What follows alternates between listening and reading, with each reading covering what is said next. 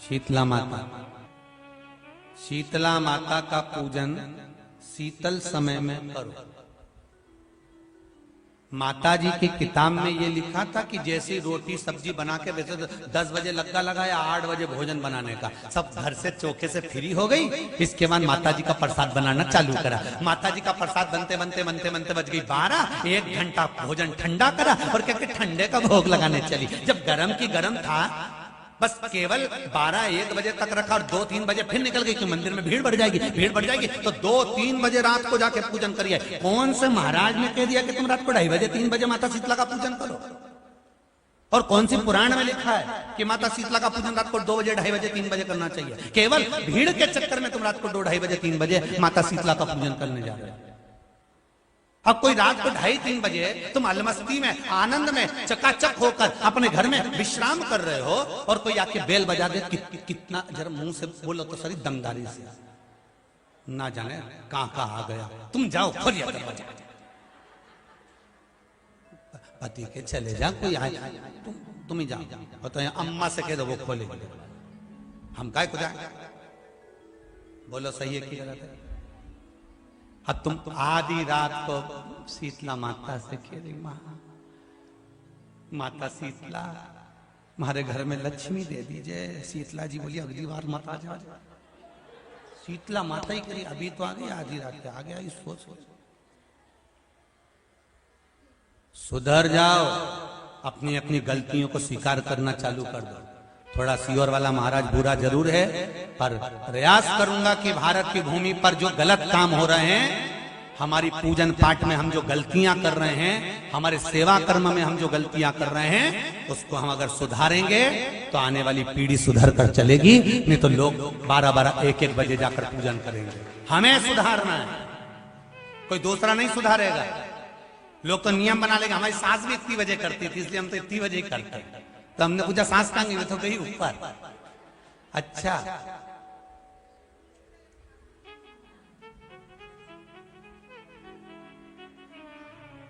अच्छा, बताते भी वही लोग हैं जिनकी सास ऊपर चली गई होती है, क्योंकि ऊपर जाकर कोई पूछ तो सकता ही नहीं, तो बताएंगे क्या?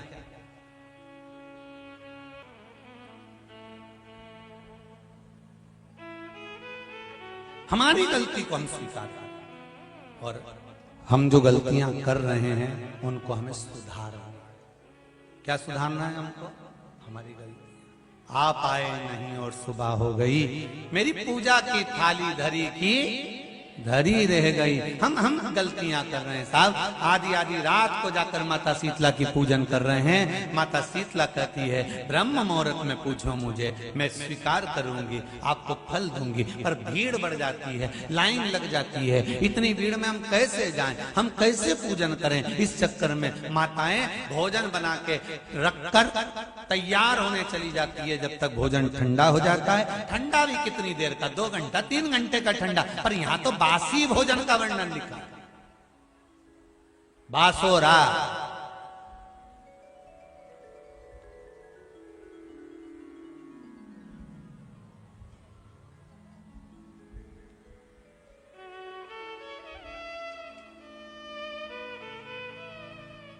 अब कई लोग कहते हैं हम सारी पूजन पाठ करते हैं गुरुजी, हम सारे मंत्र जाप करते हैं, हम सारे जो बोलते हो ना वैसा वैसा हम करते भी हैं गुरुजी। हो पर हो सकता है हाँ हमारी कुछ गलती हो सकता है। अपनी गलती को छांटो ना कि हम गलती क्या कर रहे हैं, हमने गलती क्या करी है, कारण क्या हो रहा है।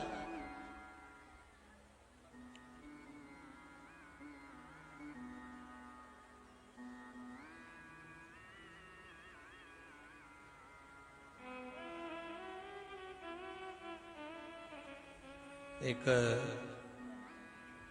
पहले हमारे नमक चौराहे पर, हमारे हम जहाँ रहते थे सीहोर में, नमक चौराहे पर, वहाँ छावनी में श्री हनुमान जी की मड़ैया थी। अम्मा मंदिर बन गया छोटा सा, पहले मड़िया थी छोटी सी, पीपल के पेड़ के नीचे। कभी सीहोर आप घूमने जाएं तो हम आपके साथ चलेंगे, हम दिखा देंगे वो भी। तो वहाँ मड़िया थी छोटी सी, तो कोई एक दादाजी आते थे बढ़िया कपड़ा बड़ा सफेद पहन के, और 2 अगरबत्ती लेके आते थे और अगरबत्ती जलाई और वो मड़िया के अंदर घुस के और हनुमान जी के बिल्कुल वहीं पास में बैठ के अगरबत्ती हनुमान जी की दोनों आंख के कम से कम 15 से 20 मिनट कोई दर्शन नहीं कर पाए। वो आंख के पास ने, नाक के पास ने, मुंडा के पास हनुमान जी के वो अगरबत्ती घुमाए। अब पहले तो छोटे से थे तो ध्यान तो था नहीं, तो मन में सोचते थे, परंतु कि क्या पता हनुमान जी भी क्या सोचते होंगे। जब ये आते होंगे तो हनुमान भी सोचते होंगे आग लगा के जाएगा, हनुमान जी भी पीछे खसक जाते होंगे। विचार वहीं अगरबत्ती लेने दो, आंख के पास में घुमा। आपसे निवेदन है, जिस देवी देवता को आप दिया लगा रहे हो, जिस देवी देवता के सामने आप पशुपति व्रत कर रहे हो, जिस देवी देवता के सामने आप दीप प्रज्वलन कर रहे हो, देवता की जहां शिवलिंग होता है, ये शिवलिंग, ये जलाधारी, ये शिवलिंग रखा है। कई माताओं की आदत होती है, कई भाइयों की आदत होती है कि जहां, स्पीकर बंद हो गया सर, जहां शिवलिंग होता है, रिटर्न बंद है, जहां शिवलिंग होता है तो वहां जहां शिवलिंग रखा हुआ है कटी में, जहां शिवलिंग रखा हुआ है कटी के अंदर, जहां शिवलिंग का भाग उस जलाधारी पर रखा हुआ है, तो वो जलाधारी पर जहां रखा है ये मां जगत जननी जगदम्बा है, माता पार्वती जी का हस्त कमल है। और आप लोग दिया कहां रख देती हो? कई माताएं दिया रख देती है, जहां शिवलिंग है तो उसके आसपास में जो गोल जलाधारी है उसी पे दिया रख देती है, जला जला के। नहीं भाई, बहुत ध्यान रखिए महाराज, बहुत ध्यान रखो जरा, बहुत ध्यान रखिए आप उस चीज का कि ये जो दिया आपने रखा है, जो ये दिया आप रख रही हैं, इस दिए को उस जलाधारी से आपको थोड़ा दूर रखना, भगवान के करीब नहीं, भगवान को लगना नहीं चाहिए। श्रीफल नरियल आप शिवलिंग की इस जलाधारी पर नरियल नहीं रखना है आपको। जो विराम उद्यापन करते हो आप लोग, पशुपति व्रत का जो नरियल है, भेंट है, वो शिव जी को छुआकर नीचे ना, इस जलाधारी पर नहीं रखना है, शिवलिंग पर नहीं रखना है, उसको छुआकर जलाधारी से दूर रखिए। आपने अगर जलाधारी पर रखा है तो उसका फल आपको नहीं मिल सकता।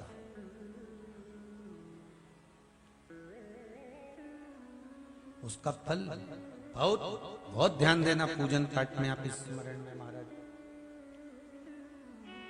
पूजन पाठ और स्मरण में अगर आप ध्यान देंगे तो आपको पूजन का फल पूर्ण मिलेगा। पूजन का फल जब मिलता है जब आपके पूजन का क्रम श्रेष्ठ हो।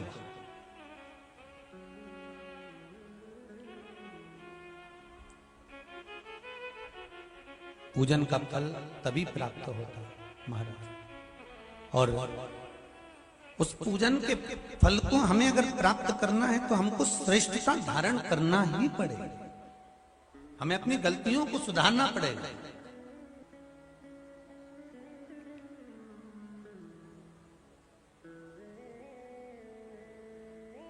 नाम है तेरा तारणहारा, कब तेरा दर्शन होगा। जिसकी प्रतिमा इतनी सुंदर, वो कितना सुंदर होगा, वो कितना सुंदर होगा। नाम है तेरा तारणहारा, कब तेरा दर्शन होगा। जिनकी प्रतिमा इतनी सुंदर, वो कितना सुंदर होगा, वो कितना सुंदर होगा। तू ही है शंभु तू कैलासी, तू ही है शंभु तू कैलासी, तू ही है शंभु तू कैलासी। द्वार तेरा हे मेरे बाबा कब आना होगा, जिनकी प्रतिमा इतनी सुंदर वो कितना सुंदर होगा, वो कितना सुंदर होगा। अध्याय नंबर 7 अध्याय नंबर 9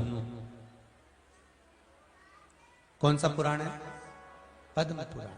कौन सा खंड है? पाताल खंड। पद्म पुराण के पाताल खंड में अध्याय नंबर 7 और 9 में तुलसी और रुद्राक्ष का वर्णन आता है।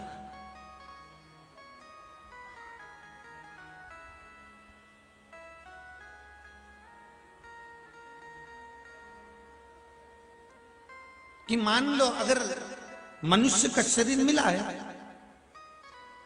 और आपके जीवन में कोई आपको गुरु ही नहीं मिला, कोई अच्छा सदगुरु प्राप्ति नहीं हुआ,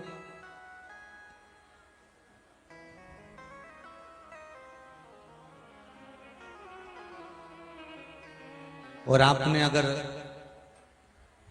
गुरु मंत्र भी नहीं लिया हो, गुरु मंत्र भी अगर धारण नहीं किया हो,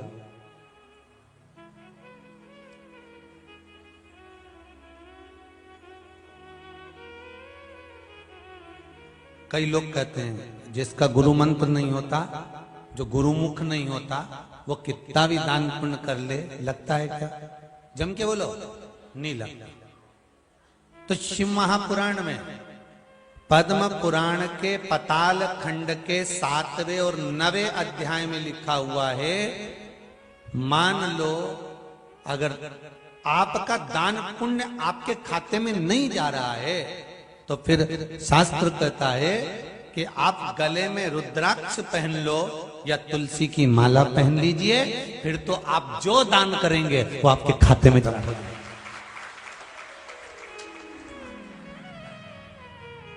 गले में या तो रुद्राक्ष का एक मनका या माला कुछ भी अगर आपके गले में पड़ी, रुद्राक्ष की एक मनका या एक माला भी आपके गले में पड़ी हुई है, या तुलसी की माला का एक मनका या तुलसी की माला भी आपके गले में पड़ी है, तो उसका फल आपको मिलना प्रारंभ हो जाएगा। उसका फल आपको मिलना प्रारंभ हो जाएगा। हमारा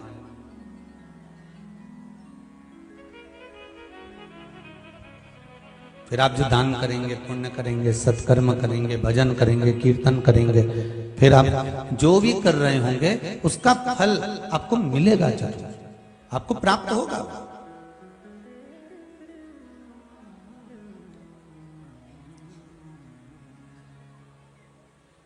अच्छा, कई लोग कहते हैं गुरुजी माला पहनने से क्या होता है, रुद्राक्ष पहनने से क्या होता है? तुलसी की माला हम पहने या रुद्राक्ष की माला पहने, लोग क्या कहेंगे? हम नवयुवक बच्चे, आज के जमाने के लड़के लड़कियां ऐसे पहनेंगे तो लोग क्या कहेंगे? कई स्कूल तो ऐसे हो गए जहां माला तक कह देते हैं पहनकर मत आना।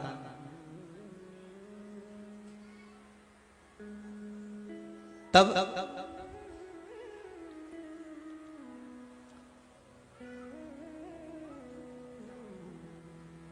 भाई कोई सौभाग्यवती नारी जो होती है ना, मांग में सिंदूर भरती है, बिंदी लगाती है, कई कई नई फैशन की है तो सिंदूर भी नहीं भरती है, कहीं कहीं की नई फैशन की है तो बिंदी भी बड़ी सारी नहीं लगाती, वो तो इतनी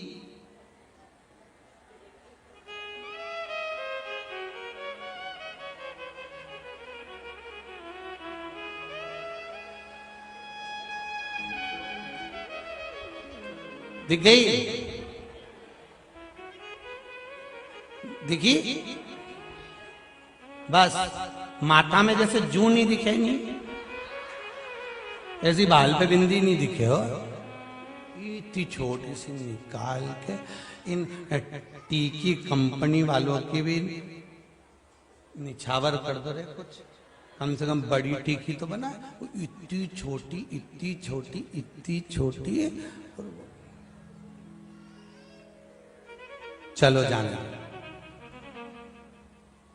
मांग से नहीं मालूम पड़ा, टीकी से नहीं मालूम पड़ा, बिछुड़ी से नहीं मालूम पड़ा, चुड़ला से नहीं मालूम पड़ा, पर मालूम कैसे पड़ा कि इसकी शादी हो गई तो कि गला में मंगलसूत्र पड़ा हुआ था, उससे पहचान आ गई कि काली पोत पड़ी हुई है, गले में एक सूत्र पड़ा हुआ है, उससे पहचान आ गई कि ये शादीशुदा है,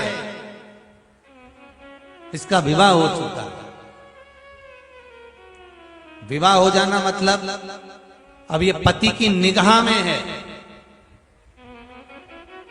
ये भले किसी भी मॉल में जाके सामान खरीदेगी, कोई ना कोई सूचना दे ही देगा, तो भाभी जी वहां पर सामान खरीद रही थी हो, तो पति की निगाह में है। दुकान पे जाओ तो कैमरे की निगाह में हो, विवाह होने के बाद पति की निगाह में हो। जैसे गले में मंगलसूत्र पड़ जाने के बाद में पति की निगाह में आप रहते हो, उसी तरह गले में रुद्राक्ष पड़ जाने पर शिव की निगाह में आप रहते हो, शंकर की निगाह में हो, शिव की निगाह।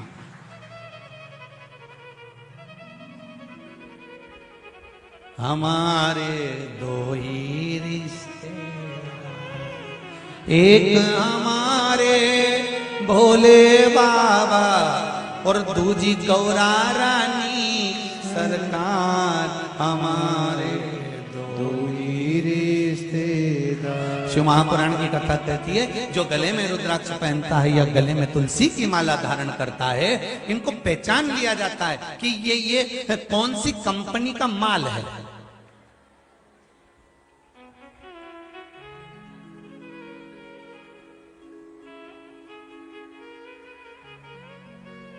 सिर का तिलक मरते समय हो सकता है ज्यादा तेज, वो ऐसा सुना है जिसको अटैक आता है तो उसको पसीना बहुत तेज आ जाता है, तो हो सकता है वो पसीने में भीग गया और ऊपर से यमराज बंदी बनाने आ गए और उन्होंने कहा उठाओ इसको, तो कि ये तो भक्त है, कहां से दिख रही है कि तिलक मिलक तो लगा ही, उनके पोज दिया बेचारा किसी ने, तो फिर कहा उठाओ इसको, नी ये भगत है, तो के इसके गले में देखो कौन सी माला पड़ी है, फिर देखा कि इसमें रुद्राक्ष पड़ा है कि तुलसी की माला पड़ी है। गले में माला तुलसी की हो, रुद्राक्ष की हो, जैसे बल्ब, आजकल का जमाना का जो बल्ब आए नहीं CFL का, ऐसा सफेद वाला लट्टू,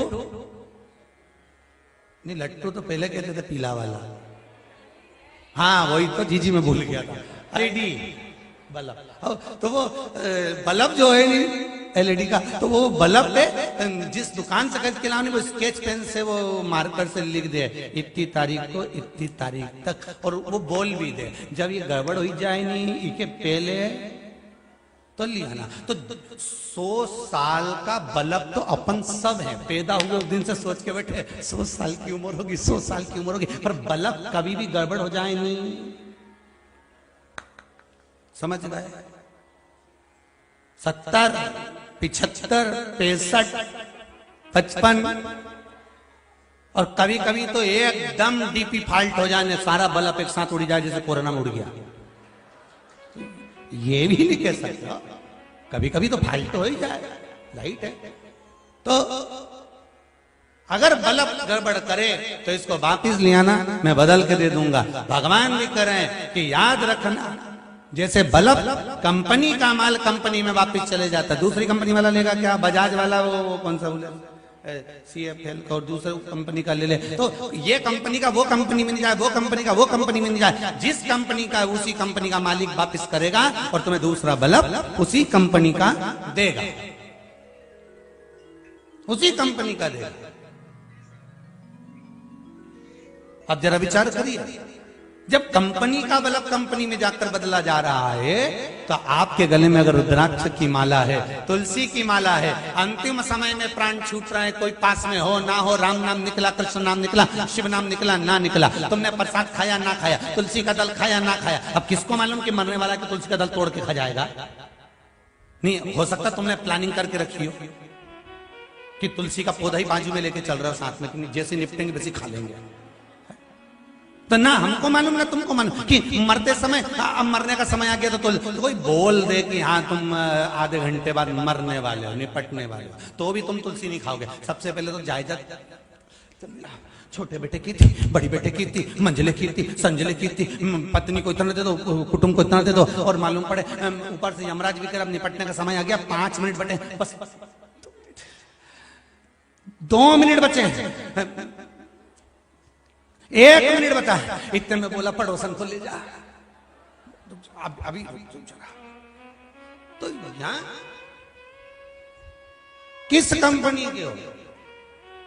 मान लो अगर मंत्र जाप नहीं करा, तुलसी का दल भी नहीं मिला, बेलपत्री का वृक्ष भी नहीं मिला, मान लो कुछ भी नहीं मिला तुमको, गंगा जल भी नहीं मिला, तो एक काम कर कर जाना, साथ में मृत्यु का कोई ठिकाना नहीं जीजी, बिल्कुल ठिकाना नहीं है एक रत्ती का भी।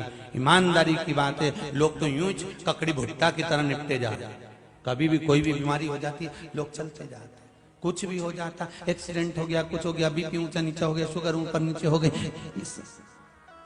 भगवान शंकर ने चंद्रमा अपने मस्तक पर क्यों धारण किया?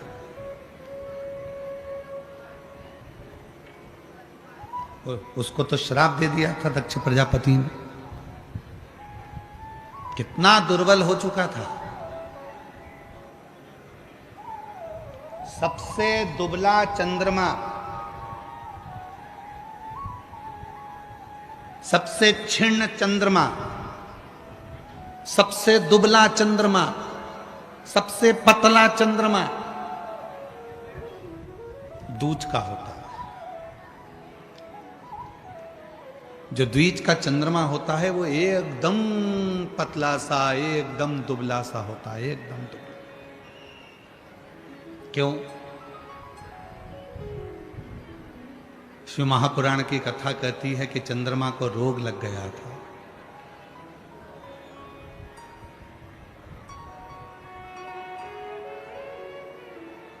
और चंद्रमा को रोग लगा, ऐसी बीमारी चंद्रमा को लग गई कि उसका शरीर धीरे धीरे धीरे धीरे छिन्न होने लगा। चंद्रमा के शरीर में एक रोग लग गया, शरीर पूरा धीरे धीरे धीरे धीरे छिन्न होने लगा।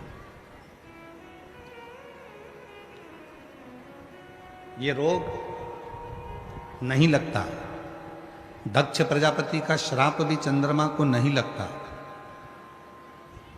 रोग भी नहीं लगता, श्राप भी नहीं लगता। लगने का कारण केवल एक था, स्वयं चंद्रमा। दुनिया में किसी की सामर्थ्यता नहीं है कि कोई आपका बुरा कर दे। दुनिया में किसी की सामर्थ्यता नहीं है कि कोई आपका बुरा कर दे। दुनिया में किसी की सामर्थ्य नहीं है कि कोई आपको श्राप भी दे दे, क्योंकि श्राप देने वाला व्यक्ति भी ऐसा होना चाहिए कि जिसकी जिंदगी में कभी कोई निंदा ना हो। श्राप देने वाला व्यक्ति भी ऐसा होना चाहिए जिसकी जिंदगी में कोई पाप ना हो। श्राप देने वाला व्यक्ति भी ऐसा होना चाहिए जिसकी जिंदगी में उसने कभी किसी का दिल ना दुखाया हो। श्राप देने वाला व्यक्ति भी ऐसा होना चाहिए जिसने अपनी जिंदगी में कभी किसी के लिए आड़ा टेढ़ा ना कहा हो। श्राप देने वाला व्यक्ति भी अपनी जिंदगी में ऐसा होना चाहिए जिसने जीवन में किसी का दिल ना दुखाया हो। श्राप देने वाला व्यक्ति भी ऐसा होना चाहिए जिसके एक एक रोम से 3.5 करोड़ रोम में से केवल भगवान का नाम निरंतर निकल रहा हो। ना भूख लगे, ना प्यास लगे, ना कहीं जाना, ना कहीं आना, ना अपने भवन से निकलना, ना कहीं भवन से बाहर जाना, केवल भजन केवल भजन केवल भजन में डूबा रहे, तो उसका श्राप लग सकता। पर आज का व्यक्ति कहे मैं तुझे श्राप दे दूंगा तो कितना हो दे दे, ला कोई दिक्कत नहीं है, उसमें कोई टेंशन नहीं चाहिए, दे दे।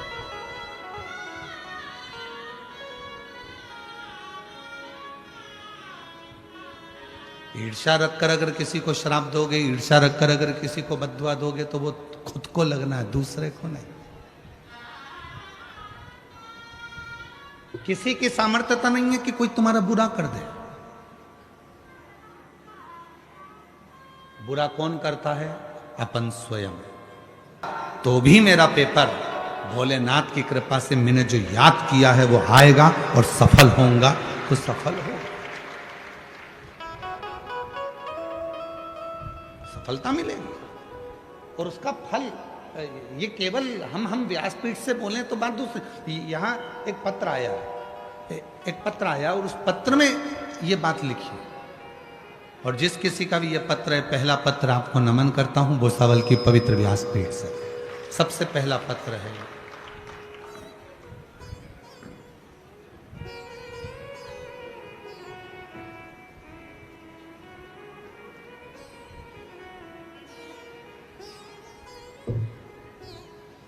मेरा नाम निशा भरत जोशी, मैं नंदुरबार में रहती हूँ।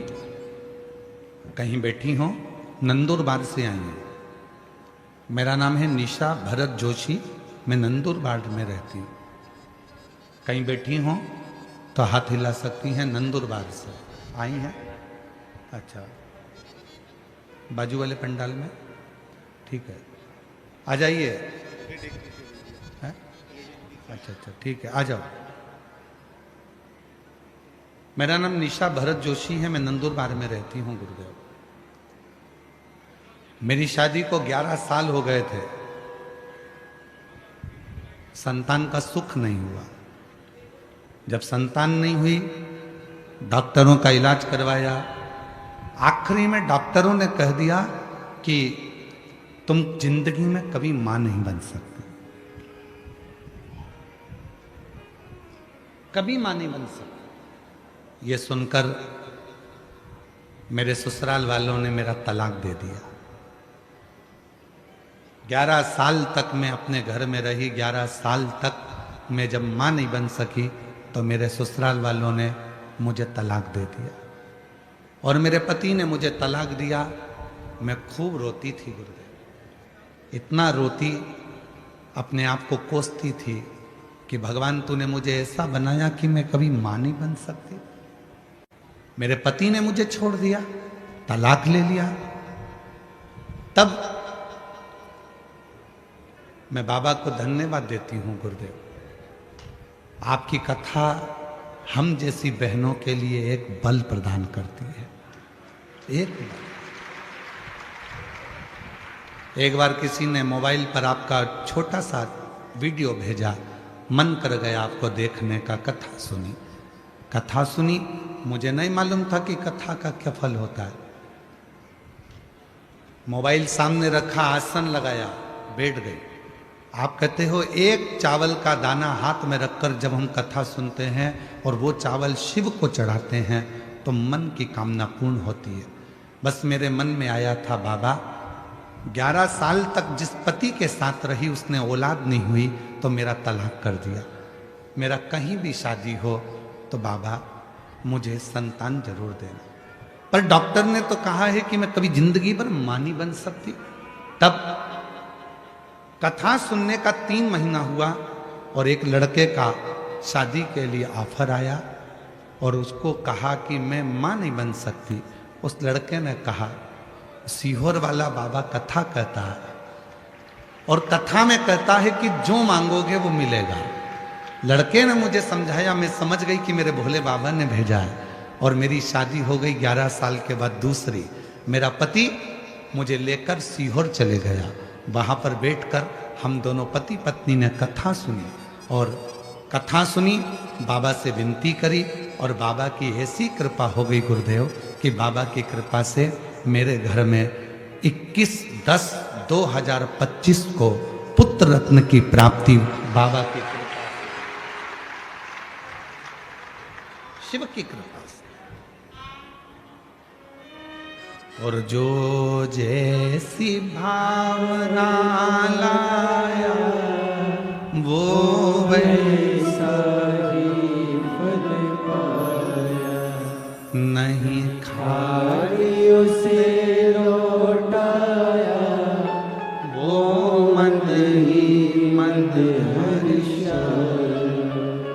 कर दिया माला माल काशी वाले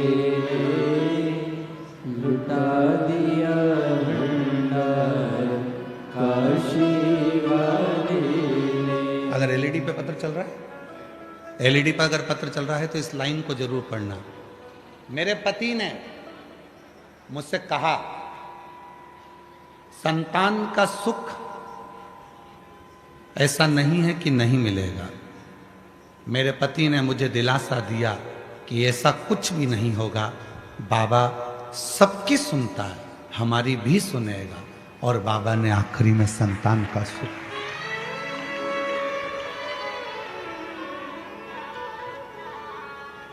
मेरी जीजियों, अभी आपको कथा में कहा था जो सब जगह से हार जाए, वो चंद्रमा जब पूरी तरह से एकदम क्षीण हो गया, वो चंद्रमा जब पूर्ण तरह से क्षीण हो गया, क्षीण एकदम दुर्बल, एकदम दुर्बल।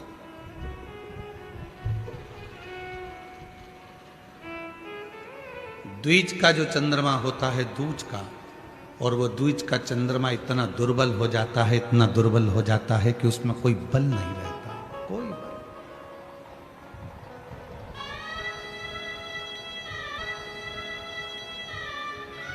और याद रखना, जब व्यक्ति सब जगह से ठोकर खा लेता है, हर जगह से उसको धक्का मिलता है, हर जगह से उसको परेशानी मिलती है, और आखिरी में जब वो शंकर जी को एक लोटा जल चढ़ाना प्रारंभ करता है तो शिव जी उसको अपने मस्तक पर बिठा लेते हैं। शिव अपने मस्तक। बोल चंद्रशेखर महादेव की, तापती माता की। चंद्रमौलेश्वर है, चंद्रशेखर है, चंद्रशेखर। दरबार में भोले बाबा के दुख दर्द मिटाए दुनिया के सताए लोग, दुनिया के सताए लोग सीने से लगाए जाते, सीने से लगाए जाते। जो दुनिया में ठोकर पड़ी हो, अपशब्द कह दिया हो, ताना दे दिया हो, गाली दे दी हो, आड़ा टेढ़ा कह दिया हो, खूब ठोकर पड़ गई हो, दुनिया ने कह दिया कि तुम किसी काम के नहीं, तब याद रखना कहीं मत जाना, देव अधिदेव महादेव की शरणागति में जाना, भगवान शंकर के पास जाना, एक लोटा जल चढ़ाना और दिल से श्री शिवाय नमस्तुभ्यम कहकर पुकारना। वो शिव तुम्हें हृदय से लगा लेगा, अपने गोदी में बिठा लेगा। वो शिव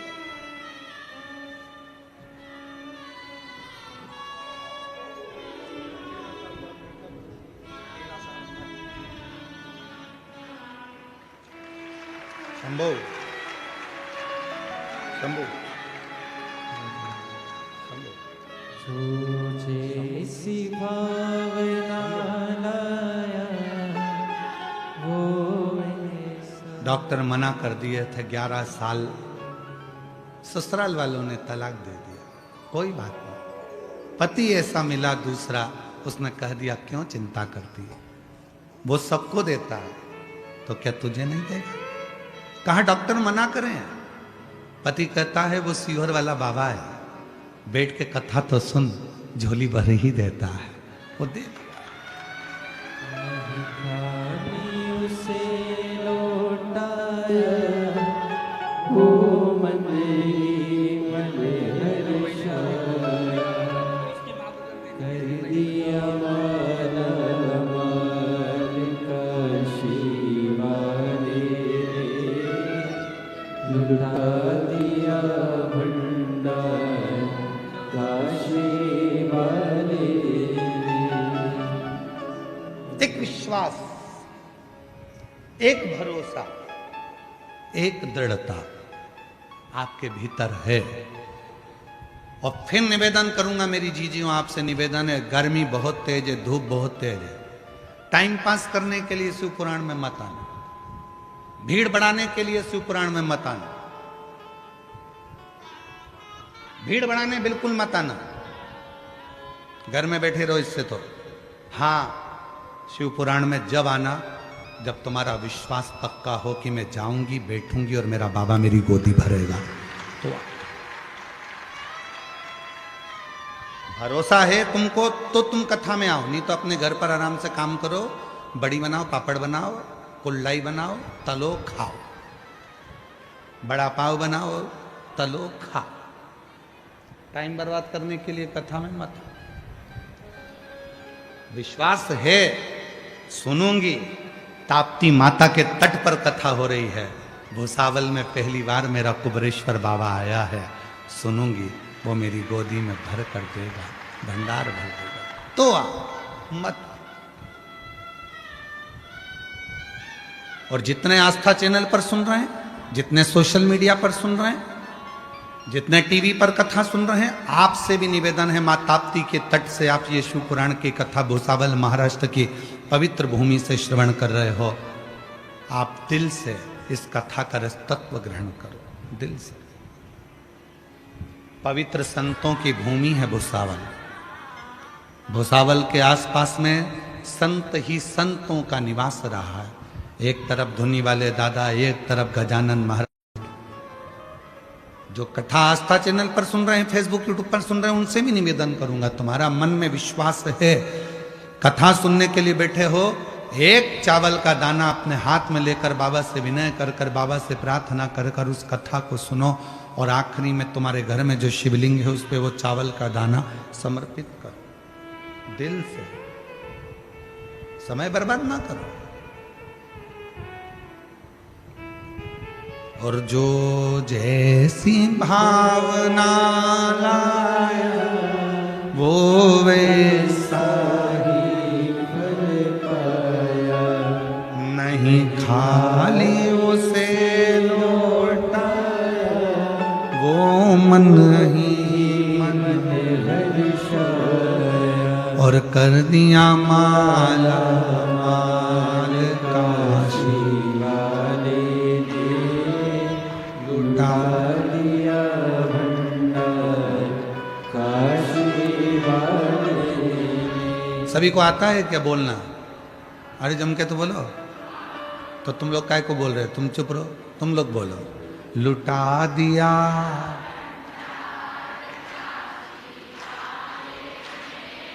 कर दिया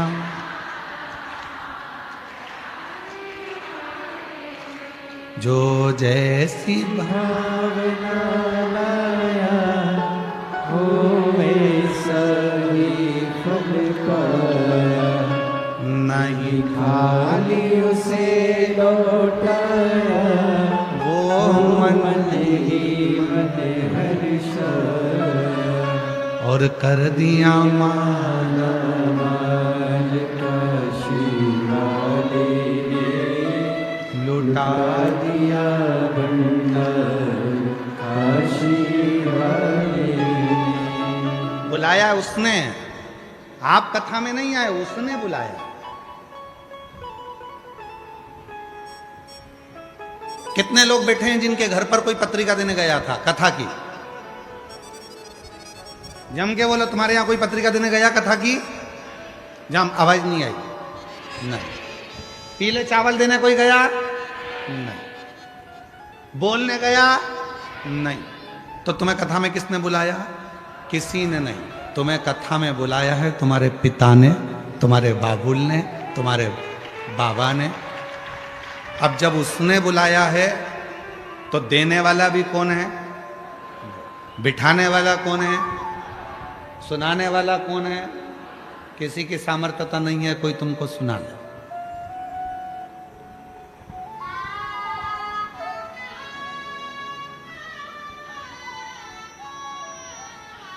मैं इस भोई परिवार को श्री रतन जी को, पुष्पा जी को, श्री विजय रतन जी को, विजय जी को, अजय जी को, इन सबको बहुत बहुत साधु